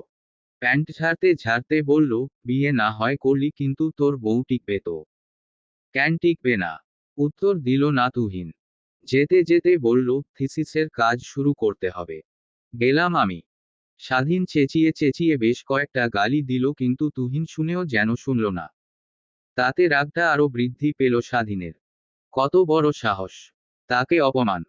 কোমরে ওড়না বেঁধে 2 রুমের ছোট্ট ফ্ল্যাটটি ঝাড়ু দিয়ে রান্নাঘরে ঢুকলো আবৃত্তি। একে একে রান্নার সমস্ত উপকরণ গুছিয়ে দাঁড়িয়ে রইল বেশ কিছুক্ষণ। তার অপেক্ষার অবসান ঘটিয়ে বেজে উঠল কলিং বেল। আবৃত্তি দৌড়ে দরজার কাছে এসে দাঁড়ালেও সঙ্গে সঙ্গে খুলল না দরজা। সাংসারিক মেয়ে হলেও চেঁচামেচি সে একদম করতে পারে না। নিজের রাগটাও প্রকাশ করতে পারে না। শিথিলের সামনে তো একদমই নয়। তাই এটাই হোক ছেলেটার শাস্তি। কিছুক্ষণ দাঁড়িয়ে থাকুক বাইরে। দুপুরে আসার বদলে বিকেলে এসেছে। শাস্তি তো পাওয়াই উচিত। এভাবেই মিনিট 5 পেরোলো। এতটুকুতেই অস্থির হয়ে পড়েছে শিথিল। কলিং বেল বাজাতে বাজাতে স্ত্রীর নাম্বারে দিয়ে যাচ্ছে একের পর এক কল। এই ফ্ল্যাটটিতে আবৃত্তিকে নিয়ে সে উঠেছে দিন 15 হবে। যদিও এখনো পুরোপুরি সাজানো হয়নি তবুও বেশ ভালোভাবেই চলছে তাদের টুনাটুনির সংসার। টানা 6 মিনিট তাকে এমন করে দাঁড় করিয়ে রেখে দরজা খুলল আবৃত্তি। স্বামীর চিন্তিত মুখে তাকানোর সাহস পেল না। নত দৃষ্টিতে দ্রুত হাত থেকে বাজারের ব্যাগটা টেনে নিয়ে হাঁটা ধরল রান্নাঘরে। শিথিল এক দৃষ্টিতে স্ত্রীর কর্মকাণ্ড শুধু দেখে গেল। চিন্তিত মুখখানায় তৎক্ষণাৎ সূর্যের আলোর মতো জ্বলজ্বল করে উঠল এক ফালি প্রশান্তিময় হাসি। সোজা ঘরে চলে গেল শিথিল। কালো প্যান্টে কাদা লেগে আছে, শার্টটা ভিজে গিয়েছে ঘামে, তাই পরনের পোশাক বদলে গোসল দিল একেবারে। রান্নাঘর থেকে ভেসে আসছে তেল মশলার ছাদ ছাদ শব্দ। ভেজা চুলে হাত বুলাতে বুলাতে সেখানে এসে হাজির হলো সে। আবৃত্তি টের পেল স্বামীর উপস্থিতি, তবুও না দেখার ভান করে রইল। শিথিল বুঝল বউ তার রাগ করেছে, তাই ধীর পায়ে এগিয়ে এসে পেছনে থেকে শক্ত করে জড়িয়ে ধরে ঘাড়ে শব্দ করে গাঢ় একটা চুমু খেল। খুন্তি নাড়াতে থাকা হাত থেমে গেল আবৃত্তির। কম্পিত হলো সারা দেহ, লজ্জায় রাঙা হয়ে উঠল মুখশ্রী। নারী দেহের সেই কম্পন টের পেয়ে মোহে আচ্ছাদিত হয়ে পড়ল শিথিল। কামিজ ভেদ করে হাত দিয়ে ছুঁয়ে দিল উদর। আবৃত্তি এবার যেন আর সহ্য করতে পারল না। ঢুক গিলে কম্পিত কণ্ঠে বলল, রান্না করছি, করো, ছাড়ো। রাগ করেছ? না। উহু, করেছ। আচ্ছা, চলো রাগ ভাঙ্গাই আগে। প্রয়োজন নেই। আছে। গরম খুন্তিটা হাতে ছোঁয়াবো। পারবে? কষ্ট হবে না। আবৃত্তি চুপ করে গেল। সত্যিই সে পারবে না। শিথিল ব্যথা পাবে বা কষ্ট পাবে এমন কিছু করা তার পক্ষে অসম্ভব। শিথিল জিজ্ঞেস করল, ক্লাসে যাওনি কেন, ম্যাডাম? এমনি। এমনি। ভালো লাগে না। তো কি ভালো লাগে? স্বামী সোহাগ। নিশ্চুপ আবৃত্তি। রান্নার মাঝপথেই শিথিল গ্যাসের চুলা হঠাৎ করে নিভিয়ে দিল। আবৃত্তি ঘাড় ঘুরিয়ে তাকিয়ে আতঙ্কিত কণ্ঠে জিজ্ঞেস করল, কি করলে এটা? কাল থেকে রোজ কলেজে যাবে। মনোযোগ দিয়ে লেখাপড়া করে ভালো সিজিপিএ আনতে হবে তো। এখন পড়তে বসাবে। উহু, ক্লাস করাবো। কি ক্লাস? স্বামী স্ত্রীর রোমান্টিক ক্লাস। আতকে উঠল আবৃত্তি, কিন্তু পালাতে চেয়েও পারল না। ঝট করে তাকে কোলে তুলে নিয়ে ঘরে গিয়ে বিছানায় ফেলল শিথিল। ফিসফিস করে বলল, কি জাদু করলে, মিষ্টি মেয়ে আবৃত্তি। বাইরে গেলেও মনটা শুধু বউ বউ করে। জানালা দিয়ে বাইরে তাকিয়ে পুনরায় বলল, দিনটা সুন্দর না? একেবারে রোমান্টিক ওয়েদার। আবৃত্তি ফ্যালফ্যাল নয়নে তাকিয়ে রইল স্বামীর মুখের দিকে। বুক কাঁপছে তার। মনে বেজে উঠছে গানের একটি লাইন, রেখো না আর, বেঁধো না আর, কুলের কাছাকাছি। আমি ডুবতে রাজি আছি। আমি ডুবতে রাজি আছি। তার চাহনি, চোখের ভাষা খুব সহজেই পড়ে ফেলল শিথিল। চমৎকার হেসে নিজের সাথে জড়িয়ে নিল মেয়েটিকে। আবৃত্তি আর বাধা দিল না। আবেশে বুজে নিল চোখ। জানালার কাঁচ ছুঁয়ে বাইরে থেকে ঘরে প্রবেশ করছে হিমেল হাওয়া। তাতে পরিবেশটা যেন হয়ে উঠল আরো সুন্দর। কার্তিকের রৌদ্রস্নাত দুপুর। শহরের কোলাহল আর ব্যস্ততাকে ক্ষণিকের জন্য একপাশে সরিয়ে রেখে আজ বহুদিন পর নীলক্ষেতে এসেছে শিথিল, প্রয়োজনীয় বইয়ের সন্ধানে। এক দোকান থেকে আরেক দোকানে ঘুরে বেড়াতে বেড়াতে কখন যে দুপুর গড়িয়ে গেল টেরই পায়নি সে। বই কিনে দোকান থেকে থলে হাতে বেরিয়ে কিছুদূর হেঁটে যেতেই একটি পরিচিত মুখের দেখা পেয়ে থেমে যেতে হলো তাকে। অধরে ফুটে উঠল এক চিলতে মৃদু হাসি। সবসময়কার মতো হাস্যোজ্জ্বল মুখে বলে উঠল, আরে হো, ডাক্তার ম্যাডাম যে। সুশ্রীর চোখ জোড়ায় প্রবল বিস্ময়। কিছু মুহূর্তের জন্য বোধ হয় সময়টা থেমে গেল। থেমে গেল তার সকল অনুভূতি আর হৃদস্পন্দন। নিজেকে সামলে নিতে নিতে শিথিলি পুনরায় বলল, বহুদিন পর দেখা হলো। তা হঠাৎ এ পথে? এবারেও সঙ্গে সঙ্গে উত্তর দিতে পারল না সুশ্রী। সময় বদলেছে, বদলেছে পরিস্থিতিও। এখন চাইলেই আর এই পুরুষটিকে নিজের মতো করে ভালোবাসতে পারে না সে। পারে না তাকে নিয়ে ভাবতেও। গত 2টা মাস কতটা কষ্টের মধ্য দিয়েই না গিয়েছে সে। বুকে দুঃখ লুকিয়ে ভুলে যাওয়ার চেষ্টা চালিয়ে যেতে হয়েছে হাসি মুখে। সেই পুরনো ঘা এখনো ভালো করে শুকায়নি। তার মধ্যেই আবার এই আকস্মিক দেখা। আবার সেই মুখ। উফ! এই মুহূর্ত থেকে নিস্তার পাবে কি করে মেয়েটা? চোখে অশ্রু জমল সুশ্রীর। সেই অশ্রু গড়িয়ে পড়ার আগেই দৃষ্টি সরিয়ে নিয়ে কৃত্রিম হেসে বলল, ক্লাস ডিসমিস হয়ে গিয়েছে। তাই এদিকে চলে এলাম। তাছাড়া কিছু বইয়েরও প্রয়োজন ছিল। তা কেমন আছেন? দিনকাল কেমন চলছে, শিথিল ভাই? নামটা উচ্চারণ করতে গিয়েও সুশ্রী টের পেল তার বুক কাঁপছে। বুকে নেমে এসেছে উচাটন। সামনের মানুষটাও কি টের পেল তা? বোধ হয় না। সে সুশ্রীর কিছুই টের পায় না। পেলে তো আবৃত্তির বদলে তাকেই বেছে নিত, তাই না? শিথিল প্রত্যুত্তর করল, আলহামদুলিল্লাহ ভালো। তোমার কি অবস্থা? আলহামদুলিল্লাহ। মুখে মিথ্যে হাসি, তবুও কণ্ঠে কি জোর। অথচ মেয়েটা একদম ভালো নেই। যেই ভালো না থাকার কথাটা একান্তই তার ব্যক্তিগত, যা কাউকে বলা যায় না। বাড়ির সবাই কেমন আছে? তারাও ভালো। সকলেই নিজেদের জীবনে ভালো আছে। থেমে বলল, আম্মুর উপর আর রাগ করে থাকবেন না। সময় করে বাসায় আসুন একদিন। আম্মু কিন্তু আপনার উপরে রেগে নেই।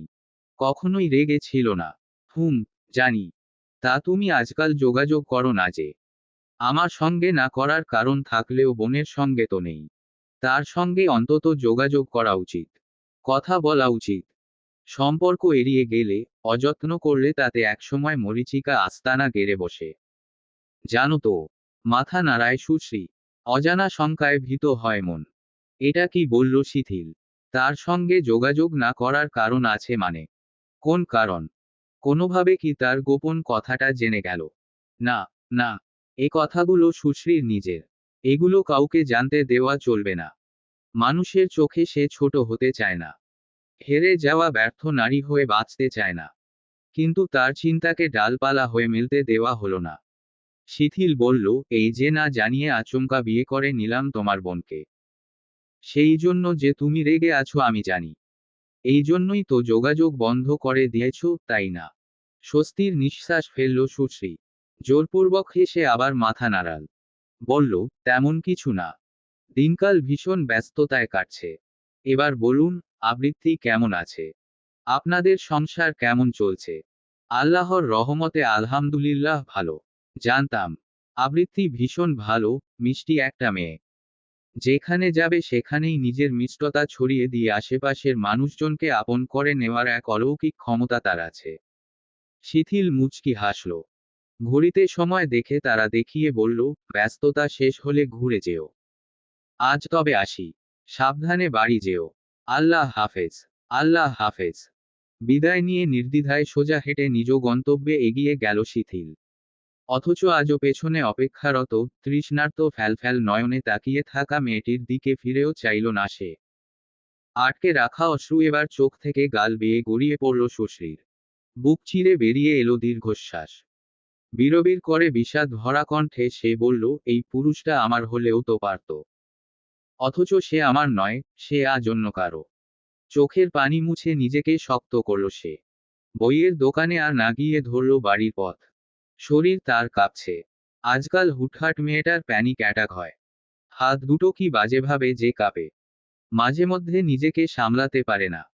এসব দেখে মা তাকে নিয়ে ভীষণ চিন্তিত। কতবার যে ডাক্তার দেখিয়েছেন, তবুও সঠিক কারণ উদ্ঘাটন করতে পারেননি না। তাই শেষমেশ ভেবে নিয়েছেন, অতিরিক্ত লেখাপড়ার চাপ সহ্য করতে না পেরেই হয়তো মেয়ের আজ এই অবস্থা।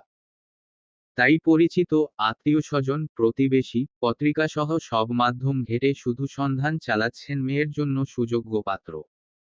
সুশ্রীর ধারণা, কদিন আগে মা কোনো এক হুজুরের সঙ্গে কথা বলেছেন।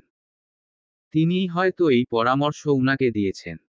তারপর থেকেই শুরু হয়ে গিয়েছে মায়ের বিয়ে নিয়ে বিরামহীন ঘ্যানঘ্যান। বাবা অবশ্য এতে একেবারেই রাজি নন।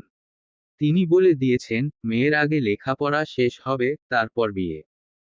কিন্তু মায়েরা কি আর সন্তানের ব্যাপারে সহজে কারো কথা শোনে? উনার মতে, মেয়ের জন্য এখন একজন যোগ্য জীবনসঙ্গীর প্রয়োজন। যে উনার মেয়েটাকে আগলে নিয়ে সকল সমস্যা উদ্ঘাটন করে একে একে বের করবে তার সমাধান। কিন্তু মাকে কে বোঝাবে, এমন ছেলে পাওয়া আজকাল মুশকিল। তবুও সব বায়োডাটা ঘেটে তিনজনকে ভীষণ মনে ধরেছে উনার। তাদের ছবি উল্টো হয়ে পড়ে রয়েছে সুশ্রীর ড্রেসিং টেবিলের উপর। সামান্য কৌতূহল নিয়েও সে তাদের মুখখানা দেখেনি। যেখানে মন কাননে অন্য কারো বাস সেখানে অযথা আরেকজনকে দেখে কি করবে? ভালোবাসা, অনুভূতি কি এত সহজে বদলায়? তাছাড়া পুরনো মানুষটাকে ভুলতেও তো একটু সময় লাগে নাকি? ইদানিং তাদের মধ্য থেকেই এক ছেলে তাকে ভীষণ জ্বালাতন করছে। হুটহাট সময়ে অসময়ে মেসেজ দিয়ে দায়ের করছে অভিযোগ। এই যেমন গতকাল রাতেই মেসেজ দিয়ে বলল, এই যে কঠোর নারী সুশ্রী। আপনার কি মনে হচ্ছে না আপনি এই ছেলেটার উপর ভীষণ অবিচার করছেন? আপনার অবিচারের কারণে সুস্থ, সবল এক ছেলে ধীরে ধীরে অসুস্থ হয়ে পরিণত হচ্ছে রোগীতে।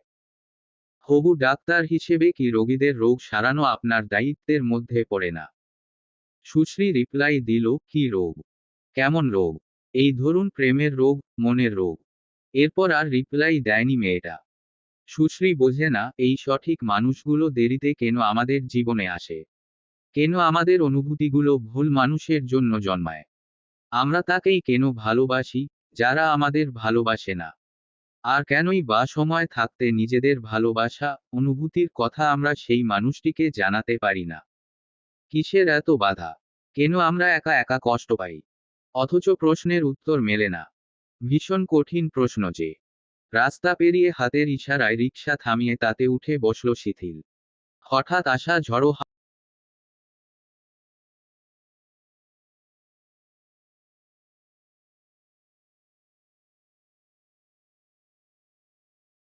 হাওয়ার মতো তার মনাকাশে মেঘ জমেছে। কালো, ভয়ানক সেই মেঘ। চলন্ত রিকশায় বসে তার মস্তিষ্কে গুমড়ে ওঠে চরম এক অপরাধবোধ। আকাশের দিকে তাকিয়ে বিড়বিড় করে বলে ওঠে, তোমাকে ভালোবাসতে না পারার অপরাধে আমায় মাফ করে দিও, সুশ্রী। তুমি শুধু ভালো থেকো। তোমার জীবনের সমস্ত দুঃখ, কষ্ট আর আমার প্রতি সেই একপাক্ষিক অনুভূতিগুলো ধুয়ে যাক কোনো এক আশ্চর্য মায়ার বলয়ে। প্রার্থনা করি, স্রষ্টা তোমার জীবনে একজন চমৎকার মানুষ পাঠাক, যে তোমায় ভালোবাসার চাদরে মুড়িয়ে আগলে নিবে, ভুলিয়ে দেবে সমস্ত দুঃখ, বেদনা আর অপূর্ণতা, যে দিতে পারবে তোমায় সঠিক ভালোবাসা প্রাপ্তির সুখ আর আনন্দ। তুমি শুধু ভালো থেকো, মেয়ে। চোখ বন্ধ করে হতাশা মিশ্রিত দীর্ঘশ্বাস ফেলল সে। হঠাৎ করেই ভীষণ ক্লান্ত লাগছে তার। অপরাধবোধে ভারী হয়ে উঠেছে বুক। মানুষের চোখ আর মন পড়তে না পারলেও এক মেয়ের অনুভূতির কথা জানতে, বুঝতে পারবে না এতটা অবুঝ বা বোকা তো শিথিল নয়। শিথিল বুদ্ধিমান পুরুষ। মানুষকে নিখুঁতভাবে এড়িয়ে চলা এবং নিজের আবেগ, অনুভূতি নিয়ন্ত্রণে রাখার কৌশল তার নখদর্পণে। তাই সুশ্রীর একতরফা ভালোবাসার কথাও সে জানে। বহুদিন, মাস, বছর আগে থেকেই জানত। শুধু জানত না তার গভীরতা। আর সুশ্রী নিজেকে চতুর মনে করলেও আপাদমস্তক এক বোকা নারী ছিল সে। নিজের প্রেমকে সে লুকিয়ে রাখতে পারার জন্য দম্ভ করলেও আসলেই কি সে লুকিয়ে রাখতে পেরেছিল? ওহু পারেনি। যেমন পারেনি ছোট বোন মিশমির কাছে তেমনি পারেনি ওই পুরুষটির কাছেও। ঠিক অজান্তেই ধরা পড়া গিয়েছিল সে। তখন পুরোদমে মেয়েটার অ্যাডমিশন প্রস্তুতি চলছে। পেয়ে গিয়েছে মেডিকেলে চান্স। কিন্তু বাবা মোজাম্মেল হোসেনের মন তাতেও ভরল না। মেয়েকে ইঞ্জিনিয়ার বিশ্ববিদ্যালয় থেকে শুরু করে দেশের প্রত্যেক পাবলিক বিশ্ববিদ্যালয়েও তিনি পরীক্ষা দেওয়াবেন। নইলে আত্মীয়দের কাছে বুক ফুলিয়ে বলবেন কিভাবে? তাই সুশ্রীর প্রস্তুতি থামল না। সেই সময়ই শিথিল খেয়াল করল অত্যন্ত মেধাবী, কোচিংয়ে দৌড়ানোর সাথে সাথে বাড়িতে আলাদা গৃহশিক্ষক থাকার পরেও মেয়েটা তাকে মেসেজ বা কল দিয়ে বিভিন্ন প্রশ্নের সমাধান চাইছে, যার মধ্যে সহজ প্রশ্নও ছিল অনেক। শিথিল প্রাপ্তবয়স্ক, যুবক পুরুষ। তাই সে বুঝল, সুশ্রী বিভিন্ন বাহানায় তার সাথে কথা বলতে চাইছে, আলাপ দীর্ঘ করতে চাইছে। তবু বুঝেও কিছু বলল না, এমনকি এড়িয়েও গেল না। পাছে যদি পরীক্ষা খারাপ হয়। এরপর ধীরে ধীরে সমস্ত পরীক্ষায় সে বেশ ভালোভাবেই উত্তীর্ণ হল। বুয়েট বাদে বেশ কয়েকটা বিশ্ববিদ্যালয়ে পেল সাবজেক্ট। হলো বাবার গর্ব। কিন্তু ভর্তি হতে হলো তাকে সেই মেডিকেলেই। শিথিলও একসময় কথা কমিয়ে দিল। ব্যস্ত হয়ে পড়ল নিজের লেখাপড়া, বন্ধু, ক্যাম্পাস, টিউশন আর ব্যক্তিগত জীবনে। সুশ্রীর কিশোরী মনে তখন সদ্য প্রেমে পড়ার ঝড়। সোশ্যাল মিডিয়ায় প্রিয় পুরুষকে না পেয়ে ক্লাস বয়কট করে তার দেখা মিলতে লাগলো বুয়েট চত্বরে। কখনো দূর থেকে দেখত, কখনো দেখা পেত না, আবার কখনো বা দেখা হয়ে গেলেও ধরা পড়ে যাওয়ার ভয় ভীত থাকত মন। শিথিল সেই ছলা কলা হাবভাব বুঝে গেল। নিশ্চিত হলো, রূপবতী মেয়েটি তার প্রেমে পড়েছে। এবার আর শিথিল প্রশ্রয় দিল না। কৈশোরের আবেগকে প্রশ্রয় দেওয়া উচিত নয়। এই সময় মানুষ ভুল করে। কিন্তু সুশ্রীর ভুল করা মানায় না। একবার ভাবল সরাসরি বুঝিয়ে বলবে, কিন্তু পরক্ষণেই সিদ্ধান্ত বদলালো। যদি মেয়েটা জেনে যায় শিথিল সব বুঝে গিয়েছে, তাহলে যদি পাগলামি প্রকাশ্যে শুরু করে দেয়, তখন তখন কি করে তাকে আটকাবে শিথিল? পুরুষ মানুষ গোটা পৃথিবীকে এড়িয়ে চলতে পারলেও অত্যন্ত রূপবতী নারীদের এড়িয়ে চলতে পারে না। পারে না তাদের প্রেম পাগলামিকে হেলায় ফেলে দিতে। সেই ভয় তো শিথিল নামক প্রেম ভালোবাসা বিরোধী যুগকেরও ছিল। তাই সে সরাসরি বলল না কিছু, বরং সুযোগ বুঝে একদিন খপ করে পেছনে থেকে ধরে তুলে ফেলল বেশ কতক ছবি। মোবাইল ঘুরাতে ঘুরাতে বলে উঠল, প্রমাণ জোগাড় করা ডান। এবার এটা আন্টিকে দেখিয়ে বলবো, তোমার মেয়ে ডাক্তারি পড়ায় ফাঁকি দিয়ে ঢাকা শহর চষে বেড়াচ্ছে। এত ফাঁকিবাজি কেন ছোট বোন? সুশ্রী আঁতকে উঠল। ভীত কাপা হাতে মোবাইল কেড়ে নিয়ে প্রমাণ লোপাট করার চেষ্টা চালালো, কিন্তু পারল না। নিজের থেকে লম্বা সবল ছেলের সঙ্গে কি পেরে ওঠা যায়? সেদিন দুজনে একসঙ্গে হাঁটল, মগবাজার লেকে নৌকায় চড়ল। শিথিল মেয়েটিকে বুঝিয়ে বলল, মন দিয়ে লেখাপড়া করো সুশ্রী। এই বয়সে কারো প্রেমে পড়ো না। প্রেম শব্দটা উচ্চারণে খুব সহজ হলেও এর ভার অসহনীয়। তা সামলানোর মতো বয়স এখনো তোমার হয়নি।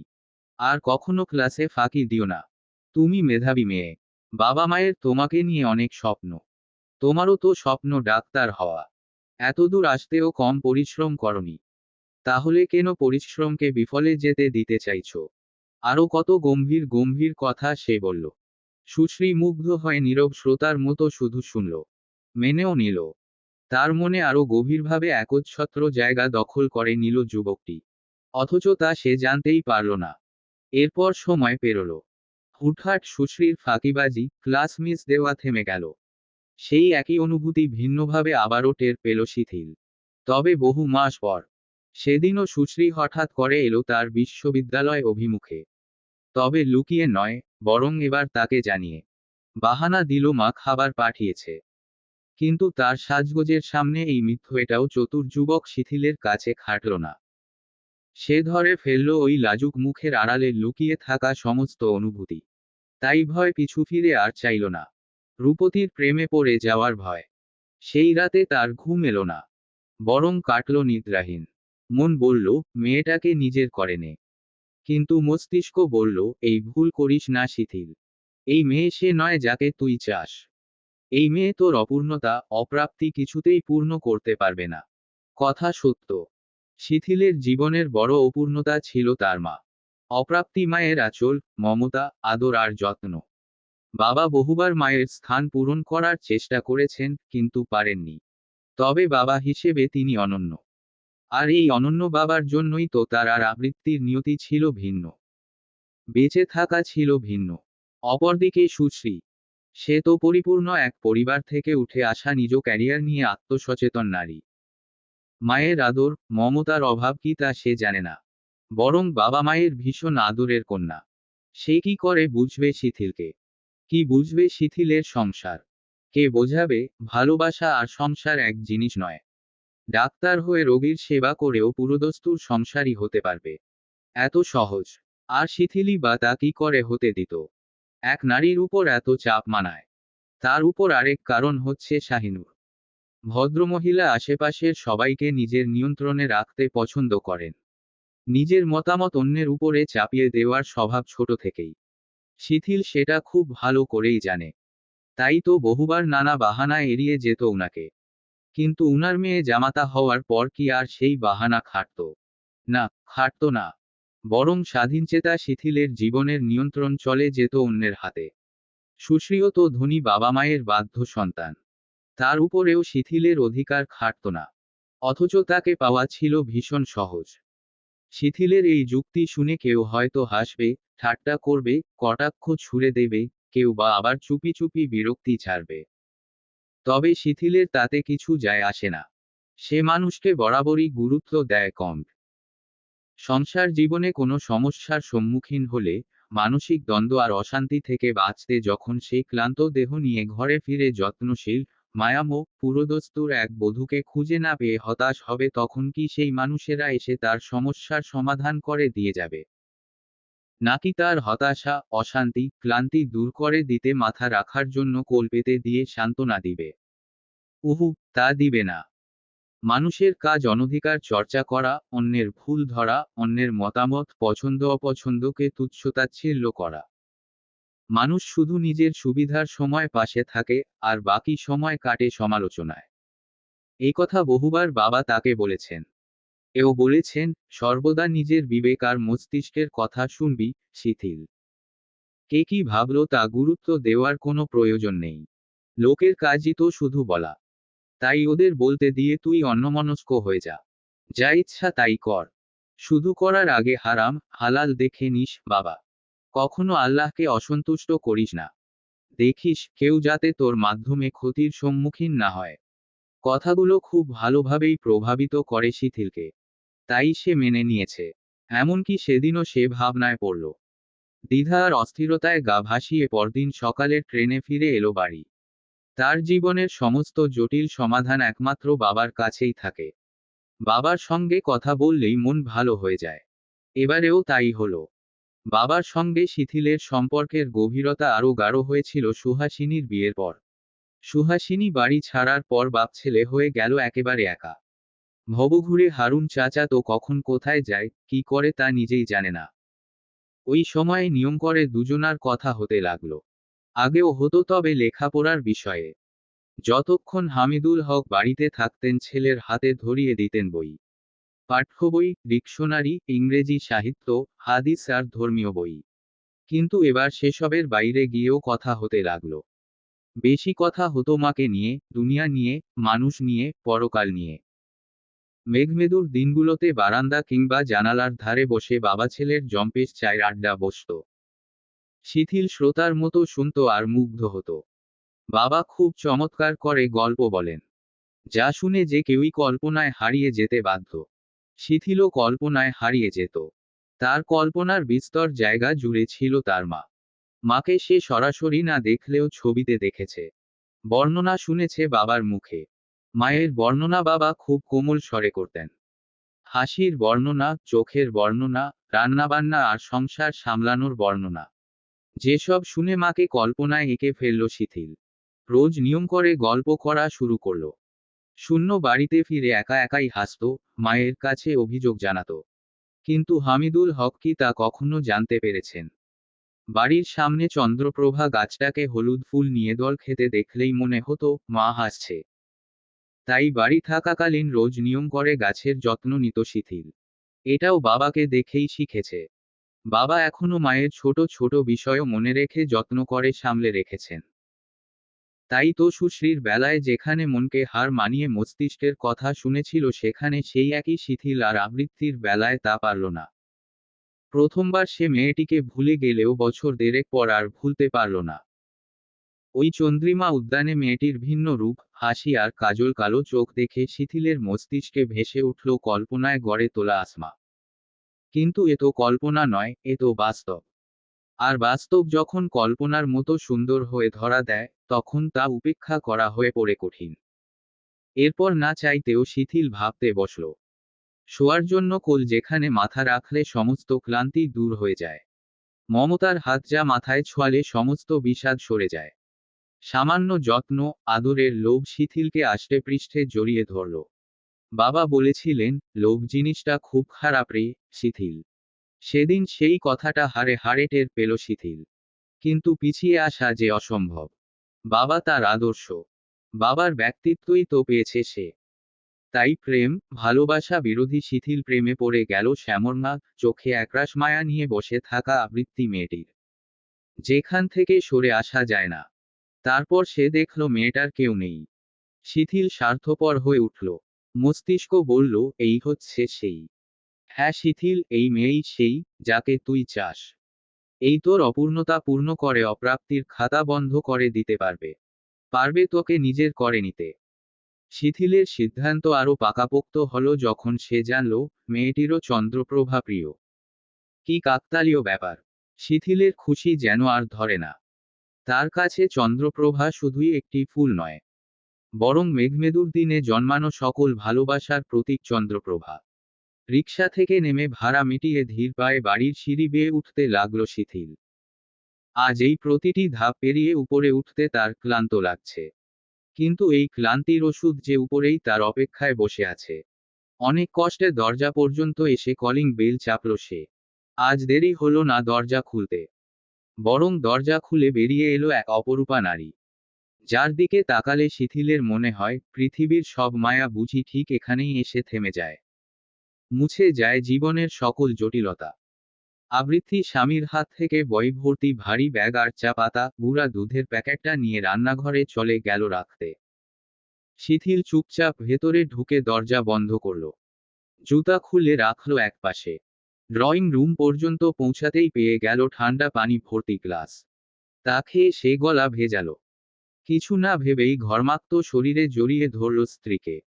বিয়ের মাস দুয়েক পেরোনোর পরেও লাজুক আবৃত্তি কেঁপে উঠল। পুতুলের মতো চুপটি করে রইল স্বামীর বাহুডোরে। মেয়েটির স্পর্শে শিথিলের সমস্ত হতাশা, ক্লান্তি ধীরে ধীরে যেন নিঃশেষ হয়ে যেতে লাগল। দীর্ঘশ্বাস বেরিয়ে বুক হালকা হলো। কিছু মুহূর্ত পর তাকে ছেড়ে দিতেই আবৃত্তি মুচকি হেসে বলল, গোসল সেরে এসো, একসঙ্গে খাবো। শিথিল সে কথা শুনল। ঘরে গিয়ে সোজা পোশাক নিয়ে বাথরুমে ঢুকল। আবৃত্তি মাদুর পেতে খাবার বেড়ে বসল। খাবার টেবিল এখনো কেনা হয়নি। নতুন সংসার, সবকিছু আনতে একটু সময় তো লাগবেই। শিথিল গোসল সেরে এসে খেতে বসল। আজকের পদ হচ্ছে ঘন করে মুগ ডাল, চিংড়ি দিয়ে পালং শাক আর চিতল মাছ ভুনা।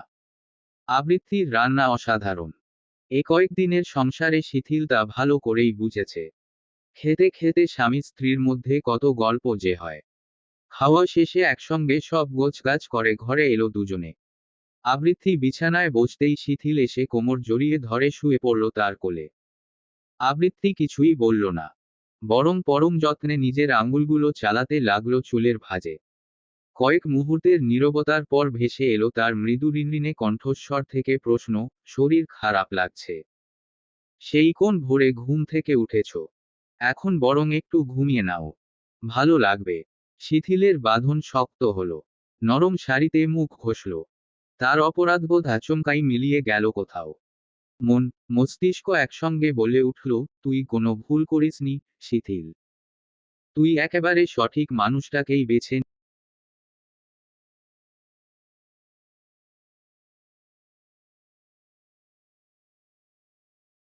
নিয়েছিস, ভালোবেসেছিস।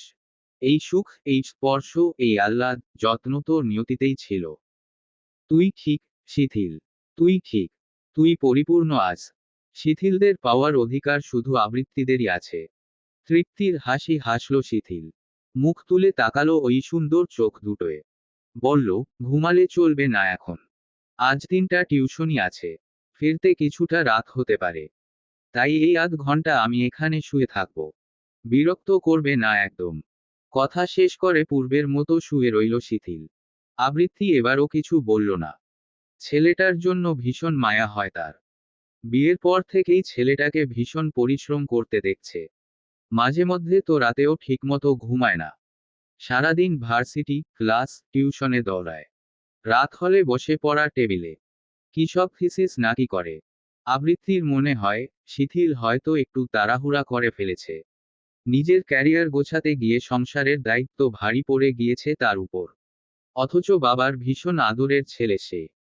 কিন্তু মেয়েটা তো জানে না, শিথিলের জীবনে সে ভারী নয় বরং এক যজ্ঞসঙ্গিনী, ভরসার স্থল, প্রাপ্তি এবং ভালোবাসা। সমাপ্ত। গল্প, মেঘমেদুর দিনে। অন্তিম পর্ব। লেখনীতে, মাসফিত